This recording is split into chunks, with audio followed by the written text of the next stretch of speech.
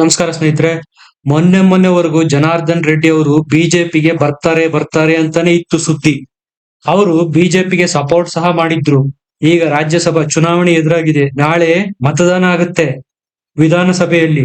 ಈಗ ಬಿಜೆಪಿಗರ ಪಾಲಿಗೆ ಕೈಗೆ ಬಂದು ತುತ್ತು ಬಾಯಿಗೆ ಬರಲಿಲ್ಲ ಅನ್ನೋ ಪರಿಸ್ಥಿತಿ ಬಂದಿದೆ. ಜನಾರ್ದನ್ ರೆಡ್ಡಿ ಅವರು ಈಗ ಕಾಂಗ್ರೆಸ್ಗೆ ವೋಟ್ ಮಾಡೋ ಎಲ್ಲ ಸಾಧ್ಯತೆಗಳು ಇದಾವೆ. ಡಿ.ಕೆ. ಶಿವಕುಮಾರ್ ಅವರ ತೆಕ್ಕೆಗೆ ಜನಾರ್ದನ್ ರೆಡ್ಡಿ ಅವರು ಜಾರಿದ್ರ. ನಮಗೆ ಇದರ ಮೊದಲ ಮುನ್ಸೂಚನೆ ಸಿಕ್ಕಿದ್ ಯಾವಾಗಪ್ಪ ಅಂದ್ರೆ ಬಜೆಟ್ ಅಧಿವೇಶನದಲ್ಲಿ. ಸಿದ್ದರಾಮಯ್ಯನವರು ಬಜೆಟ್ ನ ಮಂಡಿಸಿ ಕೂರ್ತಾರೆ. ಆಗ ಜನಾರ್ದನ್ ರೆಡ್ಡಿ ಅವರು ಸಿದ್ದರಾಮಯ್ಯ ಹತ್ರ ಬಂದು ಕೈ ಕುಲುಕಿ ಕಂಗ್ರಾಚುಲೇಷನ್ಸ್ ಹೇಳ್ತಾರೆ. ನಿಮ್ಮ ಬಜೆಟ್ ತುಂಬಾ ಚೆನ್ನಾಗಿತ್ತು ಅಂತ ಹೊಗಳ್ತಾರೆ ಬೇರೆ. ಇದರ ಅರ್ಥ ಇಂಡಿಕೇಶನ್ ಅವತ್ತೇ ಸಿಕ್ಕಿತ್ತು, ಜನಾರ್ದನ್ ರೆಡ್ಡಿ ಅವರು ಕಾಂಗ್ರೆಸ್ ಕಡೆಗೆ ವಾಲೋದು ಗ್ಯಾರಂಟಿ ಅಂತ. ಅವತ್ತು ಅವರು ಇಂಡೈರೆಕ್ಟ್ ಆಗಿ ಬಿಜೆಪಿಗೆ ಮೆಸೇಜ್ ಕೊಟ್ಟಿದ್ರು, ನಾನು ನಿಮ್ ಪಕ್ಷಕ್ಕೆ ಬರಲ್ಲ, ನಮ್ ಪಕ್ಷನ ನಿಮ್ ಪಕ್ಷದಲ್ಲಿ ವಿಲೀನ ಮಾಡಲ್ಲ. ಸ್ನೇಹಿತರೆ, ನೆನಪಿರ್ಬೋದು, ಮೊನ್ನೆ ತನಕ ಜನಾರ್ದನ್ ರೆಡ್ಡಿ ಅವರು ಅವರಾಗೆ ಬಿಜೆಪಿ ಹತ್ರ ಹೋಗ್ತಾ ಇದ್ರು, ನನ್ನನ್ ಸೇರ್ಸ್ಕೊಳ್ಳಿ, ನನ್ನನ್ ತಗೊಳ್ಳಿ ಅಂತ. ಆದ್ರೆ ಬಿಜೆಪಿ ಅವರು ಅವ್ರನ್ನ ನೆಗ್ಲೆಕ್ಟ್ ಮಾಡ್ತಾನೆ ಬಂದಿದ್ರು. ಆದ್ರೆ ಇವಾಗ ರಾಜ್ಯಸಭೆ ಚುನಾವಣೆ ಇರೋದ್ರಿಂದ ಅವ್ರ ನೆನಪಾಗಿದೆ.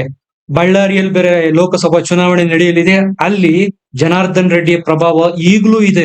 ಹಾಗಾಗಿ ಅವರ ಸಪೋರ್ಟ್ ಇದ್ರೆ ಮಾತ್ರ ಬಿಜೆಪಿ ಅಲ್ಲಿ ಗೆಲ್ಲೋ ಸಾಧ್ಯತೆ ಇದೆ. ನೀವು ಮೊನ್ನೆ ನಮ್ಮ ಚಾನಲ್ ನೇ ನೋಡಿದ್ರಿ, ಪಿ ಮಾರ್ಕ್ ಸಮೀಕ್ಷೆ.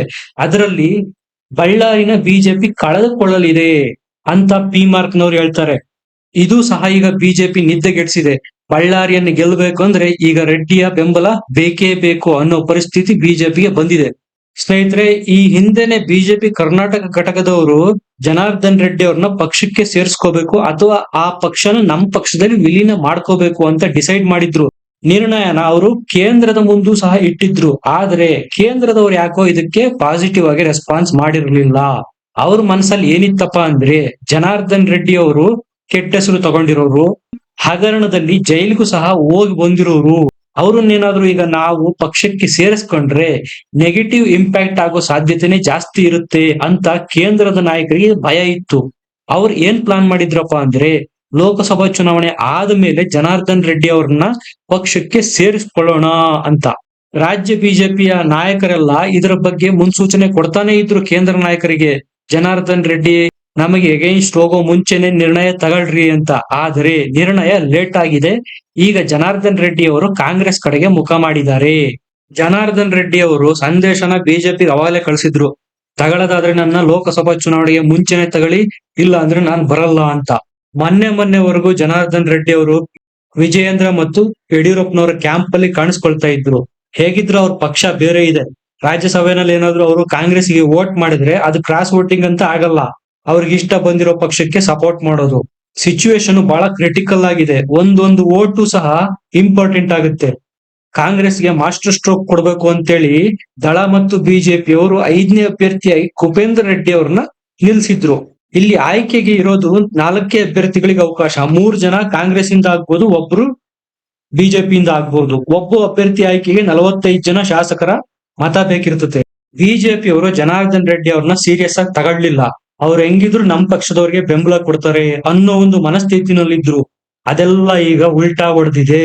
ಕೆಪಿಸಿಸಿ ಅಧ್ಯಕ್ಷ ಡಿ.ಕೆ. ಶಿವಕುಮಾರ್ ಅವರ ರಣತಂತ್ರ ಇಲ್ಲಿ ಮೇಲಾಗಿದೆ ಅಂತಾನೆ ಹೇಳ್ಬೇಕು. ಒಂದ್ ವಾರದಿಂದ ಅಷ್ಟೇ ನೀವು ನೋಡ್ತಾ ಇದ್ರಿ, ರೆಡ್ಡಿ ನಡೆ ಬಿಜೆಪಿ ಕಡೆಗೆ, ಮತ್ತೊಮ್ಮೆ ಬಿಜೆಪಿಗೆ ಮರಳಲಿರುವ ರೆಡ್ಡಿ ಅಂತೇಳಿ ಮಾಧ್ಯಮಗಳಲ್ಲೆಲ್ಲ ಪ್ರಸಾರ ಆಗ್ತಾ ಇತ್ತು. ಈಗ ಕೊಟ್ಟಿದ್ದಾರೆ ನೋಡಿ ಜನಾರ್ದನ್ ರೆಡ್ಡಿ ಅವರು ಬಿಜೆಪಿಗೆ ಶಾಕ್. ಕೆಲವು ವಾರಗಳ ಹಿಂದೆ ಮಂಡ್ಯದಲ್ಲಿ ನಡೆದ ಧ್ವಜ ವಿವಾದದಲ್ಲಿ ಜನಾರ್ದನ್ ರೆಡ್ಡಿ ಅವರು ದಿಢೀರ್ ಅಂತೇಳಿ ಕಾಣಿಸ್ಕೊಂಡ್ಬಿಟ್ರು. ಅಲ್ಲಿ ಬಂದು ಅವರು ಸುಮ್ನೆ ಇರ್ಲಿಲ್ಲ, ಬಿಜೆಪಿಗೆ ನನ್ನ ಬೆಂಬಲ, ಹನುಮ ಧ್ವಜಕ್ಕೆ ನನ್ನ ಬೆಂಬಲ ಅಂತೇಳಿ ಪ್ರತಿಭಟನೆಯಲ್ಲೂ ಕಾಣಿಸ್ಕೊಂಡಿದ್ರು. ಅಂತ ಜನಾರ್ದನ್ ರೆಡ್ಡಿ ಅವರು ಈಗ ಉಲ್ಟಾ ಹೊಡೆದಿದ್ದಾರೆ. ನಾನು ಹನುಮನನ್ನೆಲ್ಲ ಗಂಗಾವತಿಯಿಂದ ಹನುಮನಿಗೋಸ್ಕರ ಮಂಡ್ಯಕ್ಕೆ ಬಂದಿದ್ದೀನಿ ಅಂತ ಅವಾಗ ಹೇಳಿದ್ರು ಜನಾರ್ದನ್ ರೆಡ್ಡಿ ಅವರು. ಮೋದಿ ಅವರನ್ನ ಪ್ರಧಾನಮಂತ್ರಿ ಮಾಡೋದಕ್ಕೆ ನಾನು ಬಿಜೆಪಿಗೆ ಸಪೋರ್ಟ್ ಮಾಡ್ತೀನಿ ಅಂತಾನೂ ಸಹ ಜನಾರ್ದನ್ ರೆಡ್ಡಿ ಅವರು ಹೇಳಿದ್ರು. ಕಳೆದ ಬಾರಿ ಗಂಗಾವತಿಯಿಂದ ಸ್ಪರ್ಧಿಸಿದ್ದ ಜನಾರ್ದನ್ ರೆಡ್ಡಿ ಅವರು ಧೂಳಿಂದ ಎದ್ದು ಬಂದವರಂತೆ ಗೆದ್ದು ವಿಧಾನಸೌಧವನ್ನು ಪ್ರವೇಶಿಸಿದ್ರು. ತನ್ಮೂಲಕ ತಾನಿನ್ನು ಗಟ್ಟಿಯಾಗಿದ್ದೇನೆ, ನನಗೂ ರಾಜಕೀಯ ಮಾಡಕ್ ಬರುತ್ತೆ ಅಂತೇಳಿ ಸ್ವಂತ ಪಕ್ಷ ಕಟ್ಟಿ ಗೆದ್ದು ತೋರಿಸಿದ್ರು. ಬಳ್ಳಾರಿಯಲ್ಲಿ ಬಿಜೆಪಿಯ ಸೋಮಶೇಖರ್ ರೆಡ್ಡಿ ಸೋಲೋದಿಕ್ಕೆ ಇದೇ ಜನಾರ್ದನ್ ರೆಡ್ಡಿ ಕಾರಣ ಆಗಿದ್ರು. ಈಗ MP ಎಲೆಕ್ಷನ್ ಬಂದಿದೆ, ಬಳ್ಳಾರಿನಲ್ಲಿ ಬಿಜೆಪಿ ಸೋಲುತ್ತೆ ಅಂತೇಳಿ ಪಿ ಮಾರ್ಕ್ನವರು ಹೇಳ್ತಾ ಇದ್ದಾರೆ. ಇಂಥ ಪರಿಸ್ಥಿತಿನಲ್ಲಿ ಜನಾರ್ದನ್ ರೆಡ್ಡಿ ಅವರ ಬೆಂಬಲ ಏನಾದ್ರೂ ಸಿಗಲಿಲ್ಲ ಅಂದ್ರೆ ಖಂಡಿತ ಬಿಜೆಪಿಗೆ ದೊಡ್ಡ ಹೊಡೆತ ಅಂತಾನೆ ವಿಶ್ಲೇಷಣೆ ಮಾಡಬಹುದು.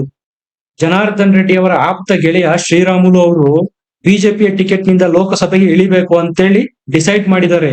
ಹಾಗಾಗಿ ಅವರು ಜನಾರ್ದನ್ ರೆಡ್ಡಿಯ ಪರವಾಗಿ ಬ್ಯಾಟಿಂಗ್ ಮಾಡೋದಕ್ಕೆ ಡೆಲ್ಲಿಗೂ ಸಹ ಹೋಗಿ ಬಂದಿದ್ರು.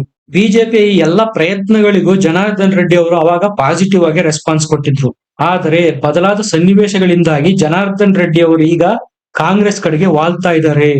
ಸ್ನೇಹಿತರೆ, ಅವರು ಕಾಂಗ್ರೆಸ್ ಕಡೆಗೆ ವಾಲ್ತಾ ಇರೋದ್ರಲ್ಲಿ ಅಷ್ಟೇನು ಆಶ್ಚರ್ಯ ಇಲ್ಲ. ಯಾಕೆಂದ್ರೆ ಅವರು ಒಬ್ಬ MLA, ಅವರ ಕ್ಷೇತ್ರದ ಅಭಿವೃದ್ಧಿನೂ ನಾವು ನೋಡ್ಬೇಕಾಗುತ್ತೆ. ಅವರ ಕ್ಷೇತ್ರದ ಅಭಿವೃದ್ಧಿಗೆ ಅನುದಾನ ಕೊಡೋರು ಯಾರು? ಕಾಂಗ್ರೆಸ್ ಸರ್ಕಾರ. ಅವರು MP ಆಗಿದ್ದಿದ್ರೆ ಆಬ್ವಿಯಸ್ ಆಗಿ ಅವರು ಬಿಜೆಪಿಗೆ ಸಪೋರ್ಟ್ ಮಾಡ್ತಾ ಇದ್ರು, ಸೆಂಟ್ರಲ್ ಅಲ್ಲಿ ಬಿಜೆಪಿ ಇದೆ ಅಂತೇಳಿ. MLA ಆಗಿರೋದ್ರಿಂದ ಅವರ ಕೆಲಸ ಕಾರ್ಯಗಳು ಆಗಬೇಕಾಗಿರೋದ್ರಿಂದ ಕಾಂಗ್ರೆಸ್ ಕಡೆಗೆ ವಾಲಿರೋದ್ರಲ್ಲಿ ಯಾವುದೇ ಆಶ್ಚರ್ಯ ಇಲ್ಲ. ಆದರೆ ರೆಡ್ಡಿಯ ಈ ನಡೆಯಿಂದ ಬಿಜೆಪಿಗೆ ರಾಜ್ಯಸಭೆಯಲ್ಲಿ ಸೋಲಾಗುವ ಎಲ್ಲ ಲಕ್ಷಣಗಳು ಕಾಣಿಸ್ತಾ ಇದ್ದಾವೆ. ಸ್ನೇಹಿತರೆ, ನಿಮ್ಮ ಅಭಿಪ್ರಾಯನ ಕಮೆಂಟ್ ಮಾಡಿ ತಿಳಿಸಿ. ನಮ್ಮ ವಿಡಿಯೋನ ಲೈಕ್ ಮಾಡಿ, ಶೇರ್ ಮಾಡಿ ಮತ್ತು ಚಾನೆಲ್ನ ಸಬ್ಸ್ಕ್ರೈಬ್ ಮಾಡಿ.